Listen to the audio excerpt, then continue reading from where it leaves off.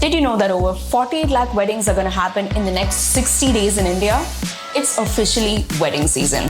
Welcome back to yours truly, Shaiway, and we're here to make wedding shopping very easy for you, starting with the most important thing, bridal lingerie.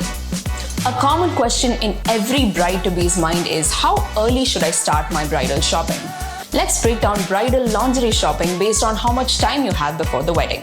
If you have 6 months or more, well, you're in luck. You only need to start your shopping 3 months before the wedding. First things first, make sure to get your fitting done by an expert. The right size is key to looking and feeling amazing.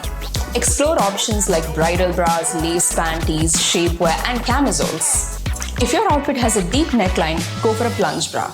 If you're wearing a sari, make sure to get the right size and color in shapewear. With 3 months to go, focus on matching your lingerie for your bridal outfit. Planning to wear a strapless or off-shoulder gown? Pair it with a strapless bra and make sure to test it at least 1 month before the wedding to make sure that the fit is right. Don't forget to add some glamorous bralettes for your honeymoon. If you only have a week or two left, don't panic.